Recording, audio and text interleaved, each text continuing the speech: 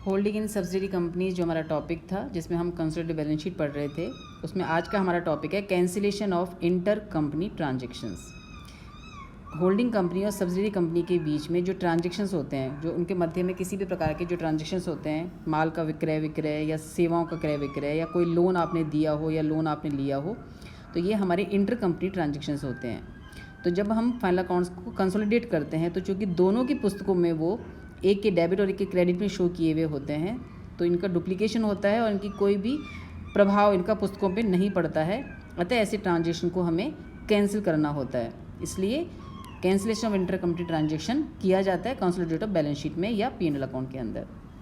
कौन कौन से आइटम्स हमारे ऐसे हैं जो इंटर कंपनी ट्रांजेक्शन हो सकते हैं? उसमें पहला जो ट्रांजेक्शन है वो है हमारा डेटर्स एंड क्रेडिटर्स। जब होल्डिंग और सब्सिडरी कंपनी परस्पर उधार क्रय विक्रय तथा प्रदत्त सेवाओं के कारण उन दोनों के बीच में देनदार और लेनदार का संबंध उत्पन्न होता है, तो एक की पुस्तकों में वो देनदार और दूसरे की पुस्तकों में वो लेनदार के रूप में दिखाया हुआ होता है। कंसोलिडेटेड बैलेंस बनाते समय हम दोनों को कैंसिल कर देंगे, यानी हमारे डेटर्स भी कम हो जाएंगे उस राशि से, उतनी ही राशि से हमारे क्रेडिटर्स भी कम हो जाएंगे। इसी प्रकार यदि बिल्स रिसीवेबल और बिल्स पेएबल म्यूचुअल ट्रांजेक्शन दोनों कंपनियों के बीच में हैं, तो उन्हें भी हम इसी प्रकार से कैंसिल करके दिखा देंगे, यानी इधर से हमारे BR कम हो जाएंगे, उधर से हमारे बिल्स पेएबल कम हो जाएंगे। लेकिन यदि किसी बिल को भुना लिया गया है, बैंक से डिस्काउंटेड करा दिया गया है, तो ऐसे बिल चूँकि थर्ड पार्टी के पास चले गए हैं, तो ये म्यूचुअल ट्रांजेक्शन में शामिल नहीं होंगे। तो ऐसे बिल जिनको भुना लिया गया है उन्हें हम इंटर कंपनी ट्रांजेक्शन मान के कैंसिल नहीं करेंगे। इसी प्रकार यदि दोनों कंपनियों के मध्य कोई म्यूचुअल लोन एंड एडवांसेज है, यानी कोई लोन जो होल्डिंग कंपनी ने सब्सिडरी कंपनी को दिया है या सब्सिडरी कंपनी ने होल्डिंग कंपनी को कोई लोन दिया है, तो दोनों की पुस्तकों में ये दिखा रखा होगा लायबिलिटीज़ में और दूसरी के असेट्स में। तो ये भी हमारा म्यूचुअल ट्रांजेक्शन है, इसको भी हम कैंसिल कर देंगे और दोनों की पुस्तकों से हम लोन को हटाकर फिर हम बनाएंगे कंसोलिडेटेड बैलेंस शीट। इसके अलावा जो नेक्स्ट ट्रांजेक्शन हमारा म्यूचुअल है वो होता है हमारा डिबेंचर। जो म्यूचुअल ट्रांजेक्शन 3 के अलावा जो है हमारा, ये 3 तो हमारे हैं ही, debtors, creditors, BR BP, mutual loans, advances. तो इन तीनों को तो जब भी बुक्स में दे रखा हो तभी हम इनको दोनों की पुस्तकों में एकीकृत करते समय हटा के दिखाएंगे। इनके अलावा यदि पुस्तकों में डिबेंचर्स हैं, यदि सूत्रधारी कंपनी ने सहायक कंपनी के या सहायक कंपनी ने सूत्रधारी कंपनी के ऋण पत्र क्रय कर रखे हैं, तो कंसोलिडेटेड बैलेंस शीट बनाते समय इनको अंत्य कंपनी व्यवहार मान के दोनों तरफ से हटा दिया जाएगा, यानी एक की पुस्तकों में से डिबेंचर्स हट जाएंगे और दूसरी कंपनी की पुस्तकों में से वो इन्वेस्टमेंट में से हटा दिया जाएगा। यदि इनके फेस वैल्यू में और कॉस्ट प्राइस में कोई अंतर है, तो उस अंतर की राशि को हम कैपिटल रिजर्व या गुडविल में ट्रांसफ़र कर देंगे। यानी यदि हमारी कॉस्ट ज़्यादा है और उसकी एक्चुअल वैल्यू कम है, तो गुडविल को हम गुडविल में एडजस्ट कर देंगे, और यदि हमारी एक्चुअल वैल्यू ज़्यादा है और उसकी कॉस्ट ऑफ इन्वेस्टमेंट कम है, तो डिफरेंस की राशि को हम कैपिटल रिजर्व के अंदर एडजस्ट करके दिखाएंगे। तो इस तरह से हमारा डिबेंचर का एडजस्टमेंट करेंगे यदि सूत्रधारी कंपनी और सहायक कंपनी के मध्य में डिबेंचर्स का म्यूचुअल ट्रांजेक्शन है। इसके बाद नेक्स्ट जो ट्रांजेक्शन है हमारा वो हो सकता है प्रेफरेंस शेयर्स। यदि सहायक कंपनी ने पूर्वाधिकार अंशों का भी निर्गमन कर रखा है, तो एकीकृत चिट्ठा बनाते समय इसका भी समायोजन करना होगा। यदि इन सभी अंशों को सूत्रधारी कंपनी ने धारित कर रखा है, तो सूत्रधारी कंपनी के चिट्ठे के संपत्ति पक्ष में ये विनियोग के रूप में लिखे हुए होंगे और सहायक कंपनी के चिट्ठे में ये दायित्व पक्ष में अंश पूंजी शीर्षक में दिखा रखे होंगे। तो कंसोलिडेटेड बैलेंस शीट बनाते समय सूत्रधारी कंपनी द्वारा इन अंशों के प्रदत्त मूल्य पर क्रय किया गया है, तो एकीकृत चिट्ठा बनाते समय इसको हम अंत्य कंपनी व्यवहार मानकर हटा देंगे, और यदि किसी अन्य मूल्य पर क्रय किया गया है तो इनका अंतर गुडविल या कैपिटल रिजर्व के रूप में निकाला जाएगा और उसे उसमें एडजस्ट कर दिया जाएगा। लेकिन यदि सहायक कंपनी के पूर्वाधिकार अंश पूर्णतः सूत्रधारी कंपनी ने नहीं खरीद रखे हैं, अंशतः ही खरीद रखे हैं, तो वह अंशतः प्रदत्त मूल्य बाह्य अंशधारियों के हित में जोड़ा जाएगा। सहायक कंपनी के पूर्वाधिकार अंश अंशतः सूत्रधारी कंपनी के पास और अंशतः बाह्य अंशधारियों के पास होने पर सूत्रधारी कंपनी का हिस्सा उपरोक्त नियम के अनुसार समायोजित कर लिया जाएगा इंटर कंपनी ट्रांजेक्शन मानकर, और जो बाह्य अंशधारियों का जो हिस्सा होगा प्रेफरेंस शेयर्स में, वो हम माइनॉरिटी शेयर होल्डर इंटरेस्ट के अंदर जोड़ के दिखाएंगे। सहायक कंपनी के पूर्वाधिकार अंशों की बकाया लाभांश की राशि भी यदि है, तो इसे चालू वर्ष के लाभों में से कम कर दिया जाएगा तथा लाभांश की इस राशि में सूत्रधारी कंपनी का हिस्सा एकीकृत लाभ में जोड़कर दिखाएंगे और जो बाह्य अंशधारी फिर माइनॉरिटी का जो हिस्सा है उसको हम माइनॉरिटी शेयर होल्डर इंटरेस्ट के अंदर जोड़कर दिखाएंगे। तो इस तरह से हमारा ये पूर्वाधिकार प्रेफरेंस शेयर्स का समायोजन किया जाएगा। अब हम एक एग्जाम्पल लेके देखेंगे।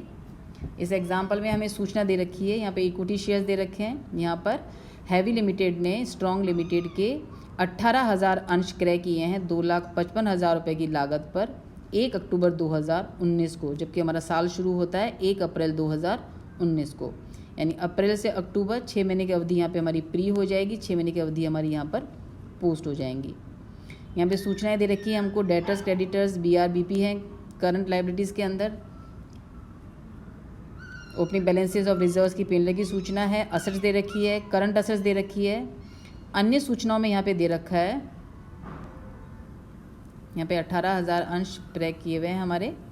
यहाँ पे अन्य सूचनाओं में दे रखा है कि जो हैवी लिमिटेड है और स्ट्रॉन्ग लिमिटेड के मध्य जो इंटर कंपनी ट्रांजेक्शन हुए हैं उस ट्रांजेक्शन्स के अंदर जो डेटर्स हैं, यानी म्यूचुअल ट्रांजेक्शन में जो डेटर्स क्रेडिटर्स हैं वो 75,000 रुपये के हम कैंसिल करके दिखाएंगे और 24,000 रुपये के हमारे BRBP हैं, इनको भी हम कंसोलिडेटेड बैलेंस शीट बनाते समय कैंसिल करके दिखाएंगे क्योंकि ये हमारे म्यूचुअल ट्रांजेक्शन्स हैं। अब वर्किंग नोट में सबसे पहले हम निकालेंगे कितना शेयर तो इसमें होल्डिंग कंपनी का है यानी हैवी लिमिटेड का है और कितना शेयर्स यहाँ पर हमारा माइनॉरिटी इंटरेस्ट का है। तो शेयर ऑफ होल्डिंग कंपनी जो हो जाएगा वो होल्डिंग कंपनी ने 18,000 शेयर्स, यहाँ पर इसने 18,000 शेयर्स खरीदे हैं, जबकि सूत्रधारी कंपनी के यानी सब्सिडी कंपनी के जो शेयर्स हैं वो हैं टोटल 30,000। तो होल्डिंग कंपनी का हिस्सा हो जाएगा 18,000 डिवाइडेड बाय 30,000 यानी 3/6।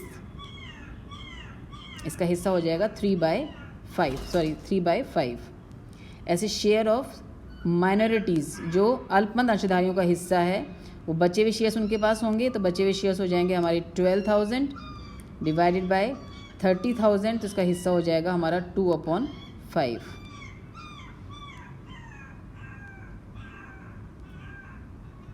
ये हिस्सा हो गया हमारा होल्डिंग कंपनी का 3/5 और माइनॉरिटीज़ का 2/5। कॉस्ट ऑफ इन्वेस्टमेंट जो है होल्डिंग कंपनी के लिए वो उसने 18,000 शेयर्स खरीदे हैं 2,55,000 रुपये में। ये हमें ध्यान रखने हैं क्वेश्चन सॉल्व करते समय, क्योंकि अभी टोटल इन्वेस्टमेंट 2,55,000 से ज़्यादा है। तो हमें ध्यान रखना है कि जो म्यूचुअल ट्रांजेक्शन के इन्वेस्टमेंट है वो 2,55,000 है, बाकी इन्वेस्टमेंट हमने आउटसाइडर कहीं बाहर और किया हुआ है। सेकंड हम निकालेंगे कैलकुलेशन ऑफ नेटवर्थ।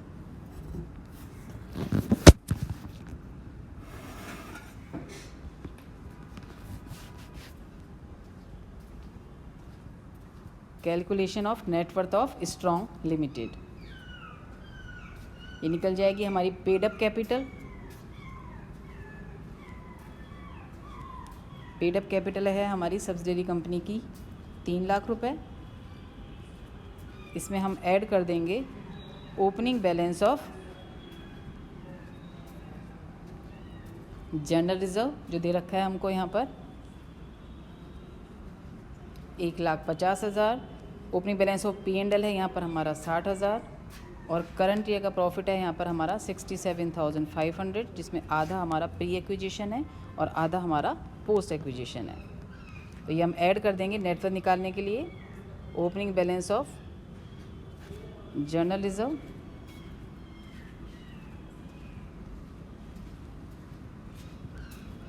प्री और पोस्ट की अवधि है हमारी यहाँ पर 1 अप्रैल टू 30 सितंबर एंड 1 अक्टूबर टू 31 दिसंबर। तो अवधि हमारी आ जाएगी 6 महीने की।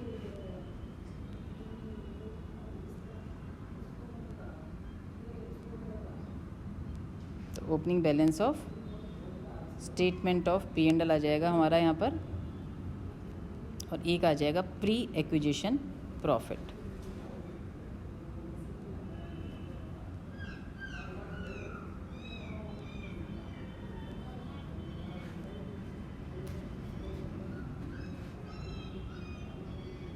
ये आ जाएगा हमारा 1,50,000, ये आ जाएगा हमारा 60,000 60,000 और ये आ जाएगा हमारा 67,500 का 6/12 यानी आ जाएगा हमारा 33,700 750 रुपीज़। टोटल आ जाएगी नेटवर्थ हमारी 5,43,700।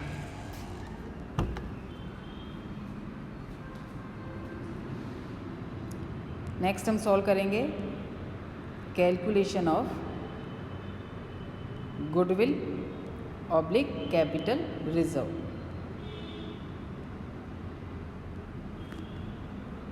Calculation of goodwill oblique capital reserve.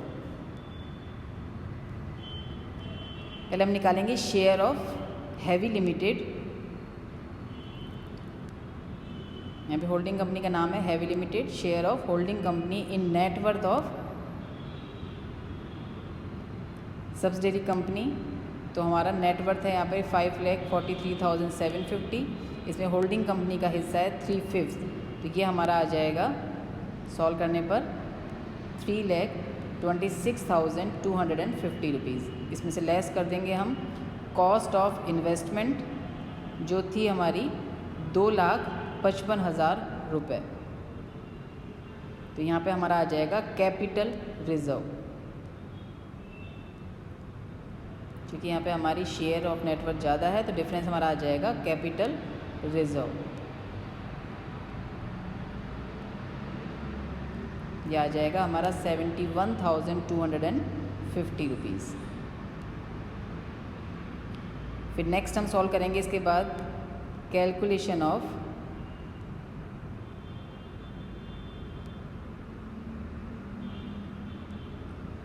Minorities interest, minority share holder interest. ये हम निकालेंगे नेटवर्थ में हिस्सा और पोस्ट प्रॉफिट में हिस्सा।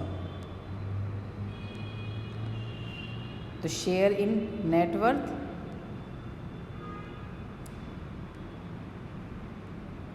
और ऐड कर देंगे इसमें share in post acquisition profit.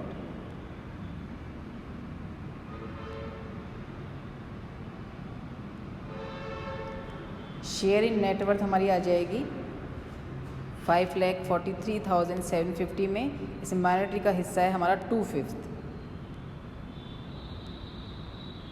ये इसका हिस्सा आ जाएगा माइनॉरिटीज़ का। और पोस्ट प्रॉफिट था हमारा 33,750।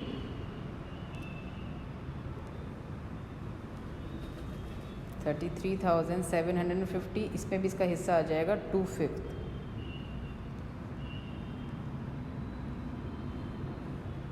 ये आ जाएगा 2,17,500 और ये आ जाएगा हमारा 13,500। टोटल ऐड होके आ जाएगा माइनॉरिटी शेयर होल्डर इंटरेस्ट, जो यहाँ पर हमारा आ रहा है 2,31,000।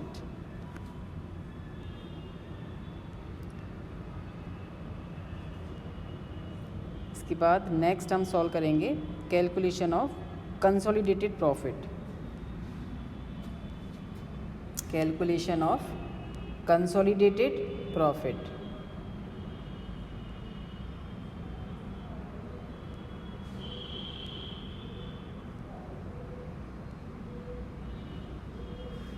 इसमें सबसे पहले आ जाएगा हमारा opening balance of statement P&L,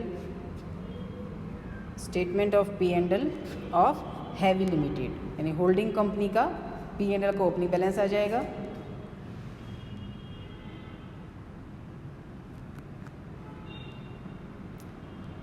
जो है हमारा यहाँ पर 1,35,000।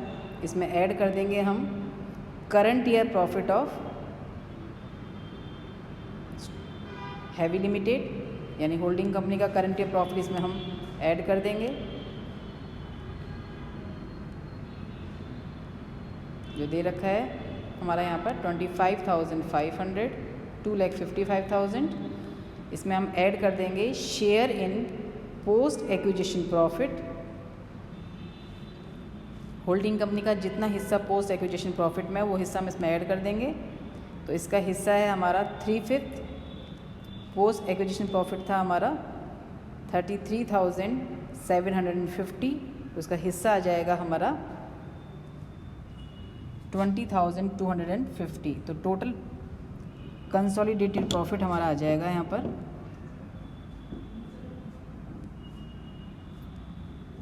4,10,250 रुपीज़।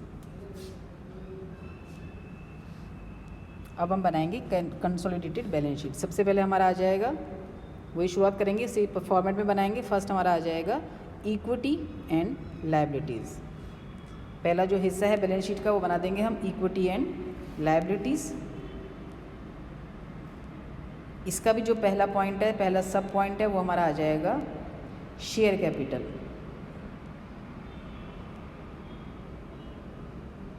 शेयर कैपिटल का जो पहला सब होल्डर है हमारा वो बन जाएगा share holder fund. Share holder fund में सबसे पहले आएगी हमारी authorise capital. Authorise share capital प्रश्न में सूचना नहीं है तो हम इसको डैश करके शो कर देंगे। इस बाद नेक्स्ट आ जाएगी हमारी issued, subscribed and paid up capital.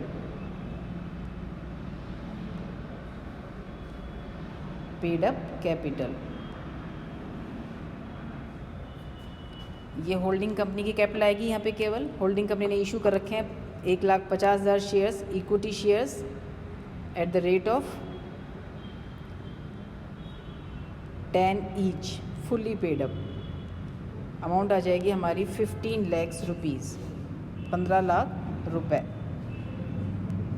Next आ जाएगा इसके बाद हमारा रिजर्व एंड सरप्लस। ये फर्स्ट हमारा शेयर कैपिटल था। शेयर कैपिटल के बाद नेक्स्ट जो शेयर होल्डर फंड का हिस्सा होगा वो हमारा होगा reserve and surplus.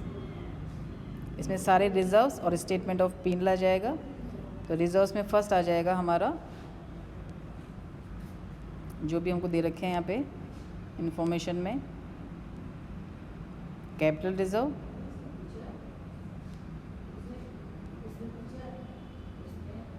General reserve,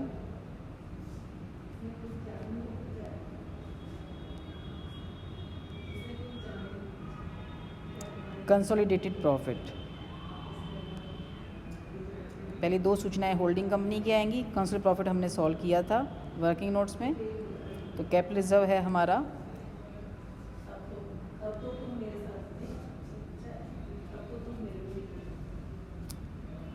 71,250, general reserve है 6,30,000। कंसोलिडेटेड प्रॉफिट हमने सॉल्व किया था अभी, जो था हमारा 4,10,250 रुपीज़। थर्ड पॉइंट आ जाएगा minority share holder interest. Minorities share holder interest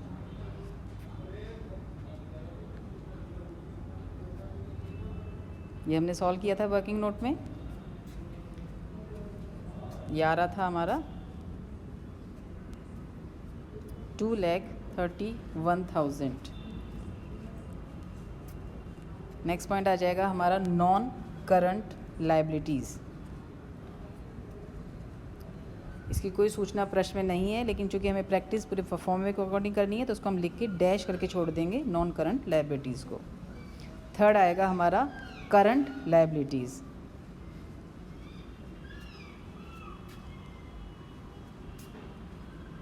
current liabilities में ट्रेड पेएबल्स आ जाएंगे सबसे पहले। इसका ए हिस्सा है हमारा ट्रेड पेएबल्स, जिसमें एक सूचना दे रखी है हमको यहाँ पे ट्रेड पेएबल्स में creditors, सन्डी creditors and bills payable. दो की सूचना है हमें। हम इन दोनों को जोड़ के होल्डिंग इन सब्सिडरी कंपनी दोनों को जोड़ के उसमें जो म्यूचुअल ट्रांजैक्शन है हमारा 75,000 और BRBP में 24,000 इसको लेस करके दिखाएंगे। तो यहाँ पर आ जाएगा हमारा सन्ड्री क्रेडिटर्स,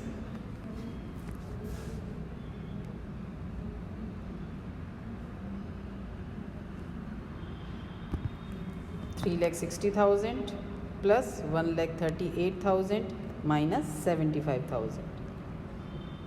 दोनों के होल्डिंग सब्सिडी का क्रेडिटर्स जोड़ के उसमें हम जो म्यूचुअल है उसको लेस कर देंगे 4,23,000। सेम ऐसे बिल्स पेबल आ जाएगा हमारा 1,20,000 होल्डिंग कंपनी का, 90,000 सब्सिडरी कंपनी का, माइनस म्यूचुअल ट्रांजेक्शन 24,000 लेस कर देंगे।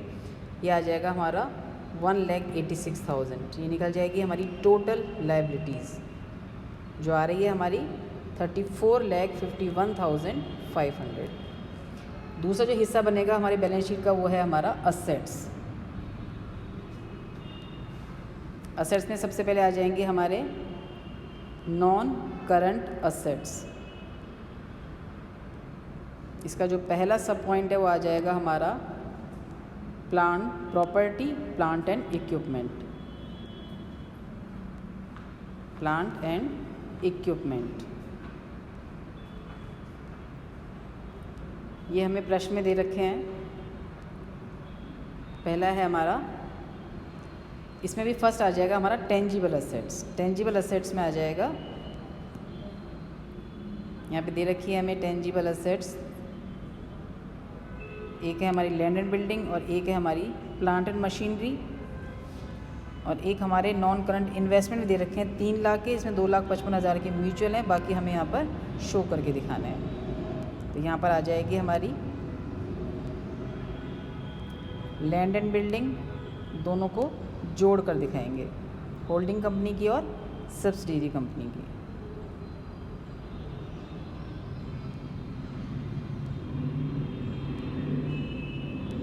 यह आ जाएगा हमारा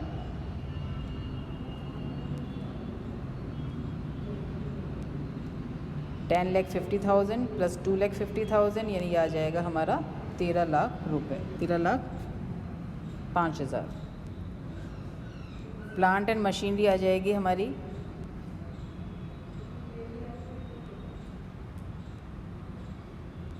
$7,50,000 प्लस 1,50,000, टोटल 9 लाख।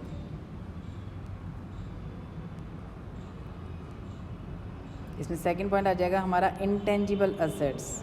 चूँकि यहाँ पे कैपिटल रिजर्व था, इसके अलावा कोई और सूचना क्वेश्चन में है नहीं, तो इंटेंजिबल असेट्स हो जाएंगी हमारी नील। थर्ड कॉलम आ जाएगा इसमें हमारा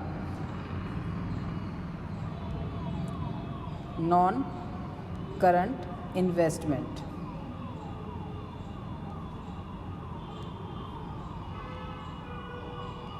नॉन करंट इन्वेस्टमेंट हो जाएंगे हमारे, यहाँ पे शो कर रखे हैं इन्वेस्टमेंट 3 लाख रुपए के, जिसमें से 2,55,000 रुपये के सब्सिडरी कंपनी के हैं। इसको हम लेस कर देंगे, बाकी जो रिमेनिंग बचेंगे हमारे 45,000 रुपये ये हम बैलेंस शीट में शामिल कर देंगे, जो हमने किसी अदर इन्वेस्टमेंट में इन्वेस्ट किया हुआ है। नेक्स्ट कॉलम बनेगा हमारा इसके बाद करंट असेट्स का।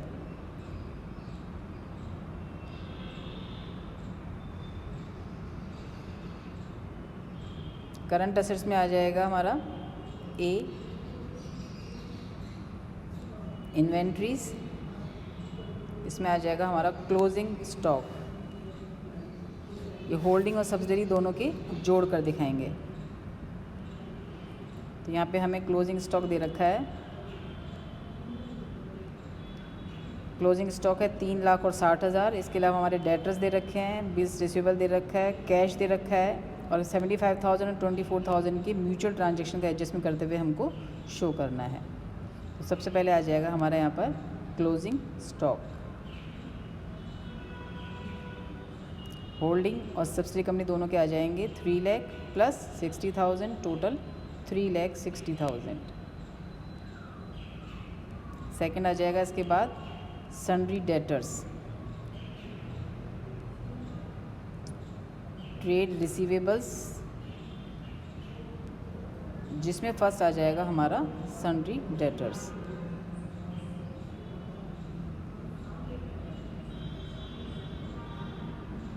इसमें होल्डिंग कंपनी का ले लेंगे 4,50,000 प्लस सब्सिडरी का ले लेंगे 20,000 माइनस कर देंगे म्यूचुअल ट्रांजैक्शन 75,000। तो टोटल हमारा हो जाएगा ये 5,77,500।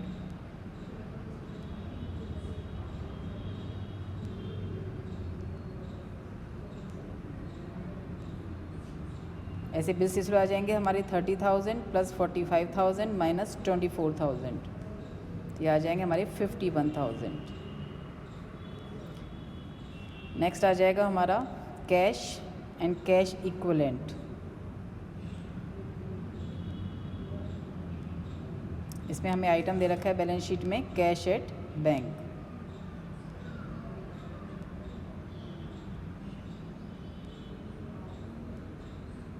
ये भी हम दोनों का जोड़ के दिखाएंगे, होल्डिंग कंपनी का एंड सब्सिडरी कंपनी का। होल्डिंग कंपनी का है 1,20,000, सब्सिडरी का है 93,000, दोनों को जोड़ देंगे तो ये हमारा आ जाएगा 2,13,000। तो ये हमारी निकल जाएगी टोटल असेट्स। टोटल असेट्स हमारी वही आ जाएंगी 34,51,500। इस तरह से बनती है हमारी कंसोलिडेटेड बैलेंस शीट, तब जबकि हमें क्वेश्चन में इंटर कंपनी ट्रांजैक्शन दिए हुए हों। तो हमें बस ये ध्यान रखना है, इंटर कंपनी ट्रांजैक्शन में, इंटर कंपनी ट्रांजैक्शंस के अंदर जो भी म्यूचुअल ट्रांजैक्शंस हैं वो हम दोनों की स्थितियों में डेटर्स, क्रेडिटर्स, बीआर, बीपी और लोन जहाँ भी दे रखे हैं वहाँ से हम लेस करके दिखाते हैं कौन से बैलेंस शीट के अंदर। और यदि लेकिन बीआर के अंदर यदि इसको हमने बैंक से बुना लिया है तो उनको हमको म्यूचुअल ट्रांजैक्शन नहीं मानना है, उनको हम शो करके दिखाएंगे। ये एडजस्टमेंट करते हुए बैलेंस शीट हमको बनानी है।